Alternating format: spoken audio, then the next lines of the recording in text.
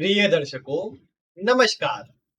आज मैं आपको 10 रोचक और नए सूत्र बताने वाला हूँ। कुछ ऐसे सूत्र जो आप किसी भी जन्म कुंडली पर लगा करके देखिए, आपको परिणाम सटीक ही मिलेगा। आज के कुछ सूत्र लग्न के स्वामी से जुड़े हुए हैं। लग्न का स्वामी किस भाव में बैठा है, उससे जुड़े कुछ सूत्र दूंगा।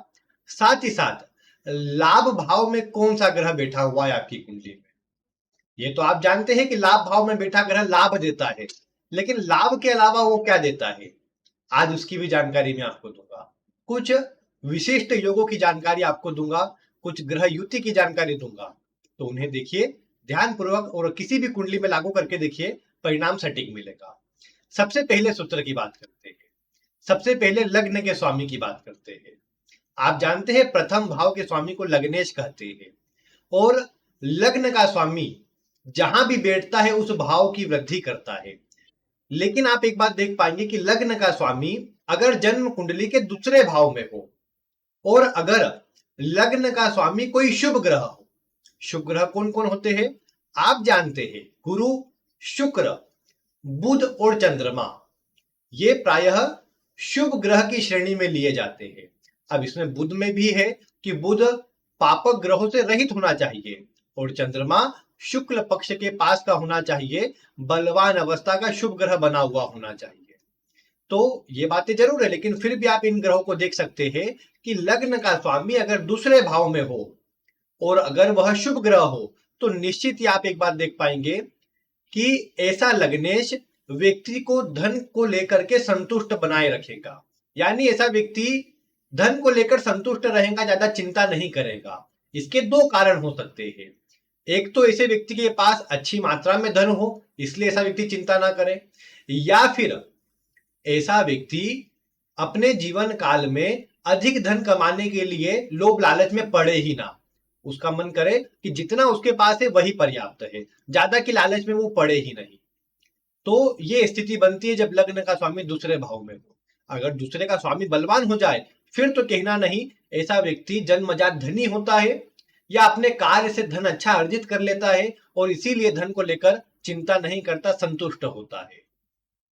इसके अलावा अगर लग्न का स्वामी आप देखते हैं लाभ भाव में बैठा हुआ है ये भी धन से जुड़ा हुआ भाव, लेकिन ये लाभ भाव है, और लाभ भाव आपकी इच्छाओं को दर्शाता है।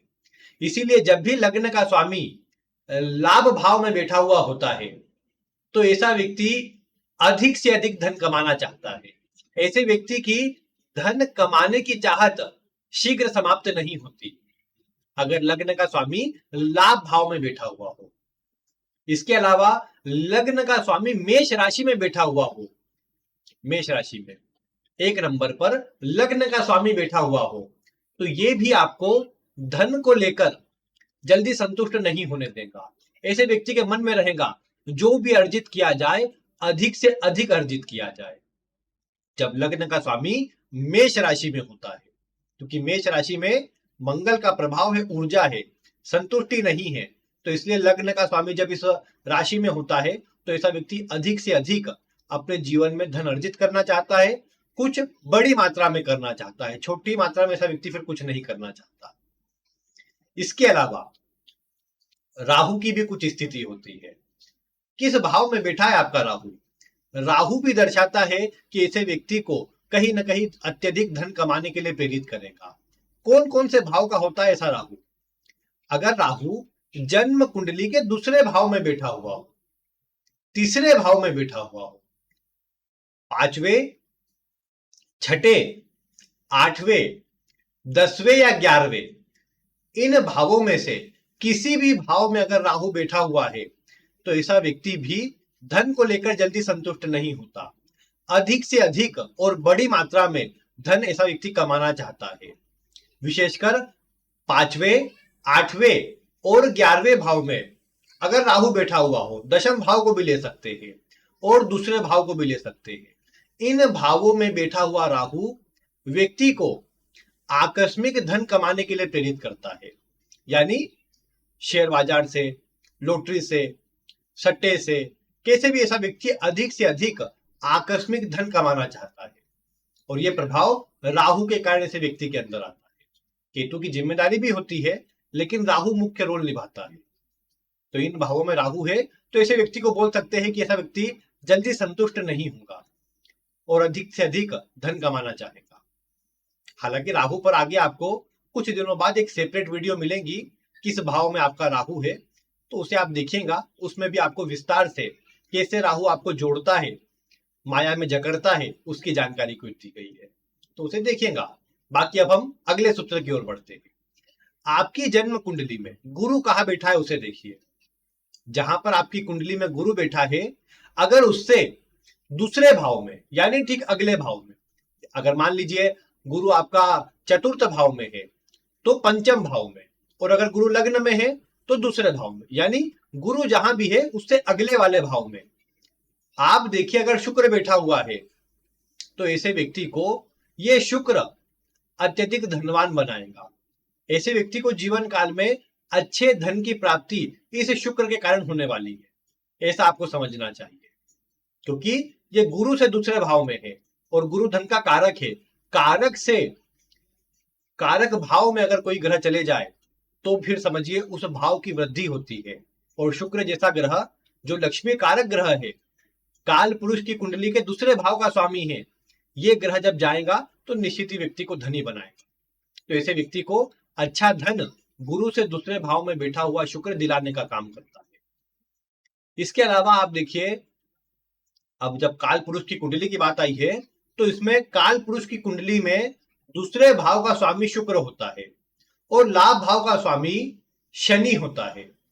इसीलिए अगर किसी व्यक्ति की कुंडली के अंदर शुक्र और शनि एक साथ हो या फिर एक दूसरे को देखते हो, यानी आमने सामने बैठे हुए हो, तो ऐसी स्थिति में आप देख पाएंगे कि यह भी व्यक्ति को धनी बनाएगा।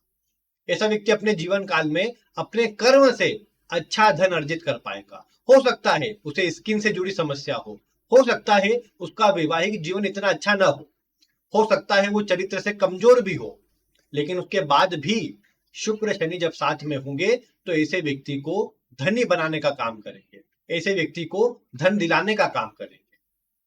तो इसीलिए शुक्र शनि का योग हो, वैवाहिक जीवन के लिए थोड़ा कमजोर बोल सकते हैं, उदासीन प्रवृत्ति वाला बोल सकते हैं, या थोड़ा खराब बोल सकते हैं, लेकिन उसके बाद भी ऐसे व्यक्ति को ये शुक्र शनि धन अवश्य दिलाते हैं, शुगर आदि का रोग दे सकते हैं बोले। तो ये बात आपको देखना। इसके अलावा शुक्र की बात चल रही है तो शुक्र से जुड़ा एक और सूत्र समझिए कि शुक्र यदि सूर्य के साथ हो, जन्म कुंडली में कहीं पर भी शुक्र और सूर्य साथ में हो, आगे पीछे रहते हैं लेकिन साथ में हो, एक ही राशि में एक साथ बैठे हुए हो, तो ऐसे व्यक्ति को आंखों से जुड़ी समस्या होती है। वैवाहिक जीवन भी हालांकि अच्छा नहीं होता, क्योंकि शुक्र भोग विलास सुख सुविधा और वैवाहिक जीवन का प्रमुख कारक ग्रह है। दाम्पत्य जीवन को शुक्र दर्शाता है। अब सूर्य जैसे ग्रह के साथ, जो ग्रहों का राजा है, जो एक ज्वलनशील, एक गर्मी वाला प्रभाव रखता है, उस ग्रह के साथ जब शुक्र आ जाएगा तो ये अच्छा प्रभाव नहीं दे पाएगा। इसीलिए मैं आपको बार बार बोलता हूं कि जब भी शुक्र अग्नि तत्व की राशि में हो तो ये भी इतना अच्छा नहीं समझना चाहिए। यानी मेष राशि में, सिंह राशि में या धनु राशि में शुक्र बैठा हुआ है तो इसे व्यक्ति को ज्यादा वैवाहिक सुख नहीं मिलेगा या वैवाहिक सुख में कमी रहेगी, क्योंकि शुक्र अग्नि वाली राशि में चले गया। जो शुक्र एक सौम्य ग्रह है, ठंडा ग्रह है, जल तत्व वाला प्रधानता वाला ग्रह है, वो अगर अग्नि में चले जाएगा तो अपना असर खो देगा। इसीलिए अग्नि तत्व की राशि में 1, 5, 9 नंबर पर अगर शुक्र बैठा है तो भी शुक्र को कमजोर समझिए, और अगर शुक्र सूर्य के साथ बैठा है तो भी कमजोर समझिए। ऐसे व्यक्ति को आंखों की समस्या, वैवाहिक जीवन से जुड़ी समस्या, कहीं ना कहीं शारीरिक सुख में कमी, ऐसे व्यक्ति को गुप्तांगों से जुड़े रोग होने की संभावना ज्यादा है। स्किन से जुड़ी समस्या भी ऐसे व्यक्ति को सामने आ सकती है, और ये केवल शुक्र के इन राशियों में बैठने के कारण या शुक्र के सूर्य के साथ होने के कारण आपको देखने को मिले। तो ये बात है। इसके बाद इसमें एक और बात है, अगर शुक्र सूर्य से अस्त हो जाए तो ऐसे व्यक्ति का विवाह के लिए मन नहीं करता, या ऐसा व्यक्ति विवाह के लिए मना करता है, बाद में करूंगा, 2 साल बाद करूंगा, टालते जाता है। ये बात भी आप देख सकते हैं। किसी भी कुंडली में देखिए, शुक्र अगर अस्त हो सूर्य से भले आगे पीछे वाले भाव में हो लेकिन अस्त होता हो, तो ऐसी स्थिति में आप देख पाएंगे कि ऐसे व्यक्ति का मन विवाह के लिए नहीं करेगा, लड़का हो या लड़की, दोनों में आप लागू करके देख सकते हैं। फिर इसके बाद गुरु को देखिए आप। गुरु अगर आपकी कुंडली में मेष राशि में है या फिर वृश्चिक राशि में है, यानी मंगल की राशि में गुरु अगर बैठा हुआ है, तो ऐसी स्थिति में यह गुरु आपको 28वें वर्ष में जीवन में सफलता दिलाएगा। यानी जब आपकी उम्र 28 वर्ष की होगी तब आपको शुभ परिणाम मिलेगा या जीवन में तरक्की मिलेगी, ऐसा आपको समझना चाहिए।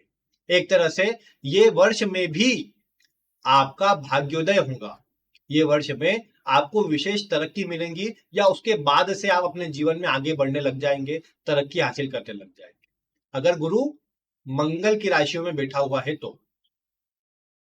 फिर इसके बाद चंद्रमा से जुड़ा कुछ सूत्र बताता हूं। चंद्रमा पंचम भाव में अच्छा प्रभाव देने वाला माना गया है, लेकिन एक बात देखेंगे, जिनके पंचम भाव में चंद्रमा होगा ऐसा व्यक्ति सज्जन होगा, धार्मिक कार्य करने वाला होगा, पूर्व जन्म में कोई संत रहा हो, यह भी आपको समझना चाहिए।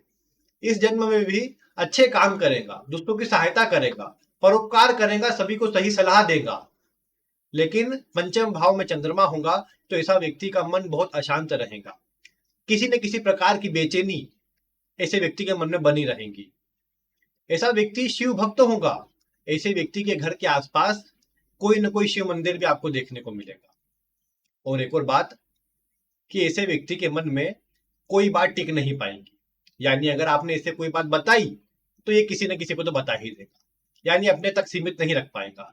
तो अगर आपकी कोई गुप्त बातें हो तो जिनके चंद्रमा पंचम भाव में है उन्हें बताने से आपको बचाव करना चाहिए, अन्यथा वो आपकी बात अन्य को पता लग ही जाएगी, आप नहीं चाहेंगे तो भी पता लग जाएगी। तो ये ध्यान रखने वाली बात। इसके अलावा अगर कुछ राशि की जानकारी अगर मैं दूं, कुछ राशि से जुड़े कुछ 2-3 सूत्र आपको बताता हूं। कुछ ऐसी राशियां हैं, ऐसी चंद्रमा, विशेषकर चंद्र राशि की बात कर रहा हूं, अब बोलते नाम पर कुछ प्रभाव मिल सकता है। चंद्रमा अगर मेष राशि में, मिथुन राशि में या कुंभ राशि में है तो ये चंद्रमा ऐसे व्यक्ति को स्वार्थी बनाता है, यानी अपना हित साधने वाला बनाता है। अब जिनका होगा वो नहीं मानेंगे, लेकिन आप मिलाकर देखिएगा कि मेष राशि हो किसी की, मिथुन राशि हो किसी की या फिर कुंभ राशि हो किसी की, तो ऐसा व्यक्ति अपने जीवन में पहले अपनी सोचता है, बाद में दूसरे की सोचता है, और इसे बोलता है कि यह स्वार्थ नहीं है, मैं दूसरों की सोचूंगा लेकिन पहले अपनी, यानी अपना पेट भराएगा तब दूसरे का पेट भरेंगे। ये बात अगर चंद्रमा इन 3 में से किसी राशि में हो तो देखने को मिला। थोड़ा क्रूर होता है ऐसा व्यक्ति, कई बार दूसरों की भावनाओं को इतना प्रमुख नहीं मानता, इतना समझता नहीं है, थोड़ा कई बार होता है कि थोड़ा प्रैक्टिकल होता है, एक तरह से भौतिकतावादी थोड़ा बोल सकते हैं, प्रैक्टिकल बोल सकते हैं, कि दूसरों की भावनाओं का इतना उसे कदर नहीं होती एक प्रकार से, ये बात आप देख पाए। लेकिन इसके उलट कुछ राशियां ऐसी होती है जो भावनात्मक रूप से, इमोशनल रूप में दूसरों से जुड़ जाते हैं और इमोशन में बहकर ही ये कई बार अपना नुकसान भी करवा लेते हैं। कौन कौन सी राशियां ऐसी? ऐसी 4 राशियां मैं आपको बताता हूं। एक वृषभ राशि, एक कर्क राशि, और एक वृश्चिक राशि, और एक मीन राशि। इन 4 राशियों में चंद्रमा हो तो ऐसा व्यक्ति थोड़ा भावुक होता है, दूसरों से जल्दी ही भावनात्मक रूप से जुड़ जाता है। अगर दूसरा अपनी पीड़ा सामने वाले को बताए तो उसकी पीड़ा को महसूस करने लग जाता है। पहले जो 3 बताई थी उसके सामने अगर कोई अपनी पीड़ा कहे तो वो सोचा क्या मजाक कर रहा है, ये क्या मगरमच्छ के आंसू मेरे सामने रो रहा है, कोई फर्क नहीं पड़ेगा उसके ऊपर, कोई उसके मन में उसके प्रति दया का भाव नहीं आएगा। लेकिन ये जो 4 राशियां मैंने अभी आपको बताई, इन 4 राशियों में अगर जन्म हो, चंद्रमा हो, तो ऐसा व्यक्ति दूसरों की भावनाओं में कहीं ना कहीं सम्मिलित होता है, भावनात्मक रूप से दूसरों से जुड़ जाता है और उनके लिए अच्छा करने का प्रयास करता है। तो ये होता है इन राशियों का प्रभाव। हालांकि अब इसमें भी अलग अलग ग्रहों का प्रभाव, नक्षत्र का प्रभाव बदलेगा, लेकिन फिर भी कम से कम आप ये प्रभाव मिला करके देख सकते हैं। जिनकी राशि होंगी उनको बोल सकते हैं ऐसा, और वो बिल्कुल आपकी बात को मानेगा। हालांकि जिन 4 राशि की बात करी मैंने, जो वृषभ, कर्क, वृश्चिक और मीन की बात करी, ये तो भावनात्मक रूप से जुड़ जाते हैं, लेकिन इनकी भावनाओं को समझने वाले इनको नहीं मिलते। कहीं ना कहीं बेचैन और अकेले से ये हो जाते हैं। अब अकेले की बात आई है तो इसमें और 2 राशियां जोड़ लीजिए, मकर और कुंभ को भी जोड़ लीजिए। मकर और कुंभ वाले भी प्रायः अपने आप को अकेला महसूस करते हैं, या कई बार ये अकेले होते ही है। अकेले ही इनको सोचना, अकेले ही रहना, अकेले ही कहीं ना कहीं सब काम करना पड़ता भी है, और परिस्थिति भी इनको वैसा ही बना देती है। अन्य से सपोर्ट नहीं मिलता, अपने अनुसार सब करना पड़ता है। तो वो 4 के अलावा ये 2 राशियों को भी इस प्रकार से आप जोड़ सकते हैं। और अब अगर हम बात करें लाभ भाव की, लाभ भाव की मैंने आपको कहा था कि लाभ भाव का भी एक सूत्र बताऊंगा। तो अंतिम सूत्र में लाभ भाव में आप देखिए कौन सा ग्रह बैठा हुआ है। लाभ भाव में बैठा हुआ ग्रह किस प्रकार आपको लाभ दे रहा है वो भी देखिए, और किस प्रकार आपको परेशानी दे रहा है वो भी देखिए। अब परेशानी क्यों दे रहा है, इसका भी एक कारण है। आप जानते हैं लाभ भाव केवल लाभ भाव से ही जुड़ा हुआ नहीं है, ये छठे से छठवा भी है, और इतना ही नहीं 12वें से 12वां भी है। इसका मतलब ये छठे भाव के गुणों को लेकर के भी चल रहा है, 12वें भाव के गुणों को लेकर के भी चल रहा है। और इस कारण से होता क्या है कि लाभ भाव में बैठा हुआ ग्रह लाभ करवाता है, इसमें कोई डाउट नहीं। लेकिन इसके अलावा आप एक बात देख पाएंगे कि लाभ भाव में जो ग्रह बैठा होगा अपने से जुड़े रोग भी प्रदान करेगा। अपने से जुड़े मतलब जैसे बुध हुआ तो वाणी से जुड़ा, बुध हुआ तो स्किन से जुड़ा।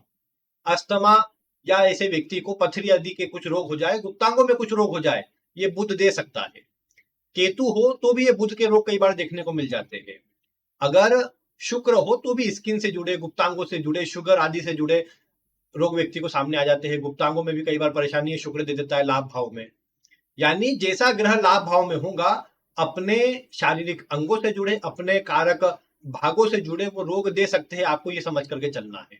तो सिर्फ ये ना समझे कि लाभ भाव में बैठा ग्रह चाहे बलवान है लाभ ही देता रहेगा, वो प्रॉब्लम भी देने वाली स्थिति बनाता है। इसीलिए तो उसको लाभ भाव के स्वामी को कमजोर ग्रह माना गया है, या फिर अकारक माना गया है कि सभी कुंडलियों के अंदर लाभ भाव का स्वामी अकारक है। सीधे सीधे बोल दिया। क्यों बोला? प्रमुख कारण यही था कि लाभ भाव का स्वामी आपको रोग भी दे सकता है और प्रॉब्लम भी दे सकता है, तो वो भी समय समय पर मिलती रहती है। इसीलिए कहा गया कि उसके स्वामी को बलवान करने पर विचार मत करो, आप केवल उससे जो लाभ मिल रहा है उसको लो और बाकी उससे बचाव करो। इसीलिए उसको अकारक माना गया है। बाकी आप भी देखिए आपकी कुंडली में लाभ भाव में कौन सा ग्रह है। 2-4 ग्रह होने से लाभ तो अच्छा हो जाता है, लेकिन व्यक्ति के जीवन में रोग बढ़ जाते हैं, और कहीं ना कहीं रोग फिर व्यक्ति को थोड़ी प्रॉब्लम क्रिएट करते हुए नजर आते हैं। तो ये बातें आप मिला करके देखिए, कुंडली पर लागू करके देखिए, निश्चित ही आपको परिणाम सटीक मिलेगा। आज जो सूत्र बताए हैं इन्हें लागू कीजिए, कुंडलियों पर देखिए। बाकी आगे और फिर कुछ ही दिनों बाद मैं आपके लिए पुनः ऐसी ही एक वीडियो लेकर के आऊंगा जिसमें अन्य और कुछ सूत्र बताऊंगा। उन वीडियो को देखने के लिए आप चैनल को सब्सक्राइब करें। आज की वीडियो पसंद आए तो इसे लाइक करें, अन्य लोगों तक शेयर करें, और आगे भी ऐसी वीडियो देखने के लिए चैनल से जुड़े रहें। बाकी आज की वीडियो में इतना ही। वीडियो देखने के लिए आपका बहुत बहुत धन्यवाद।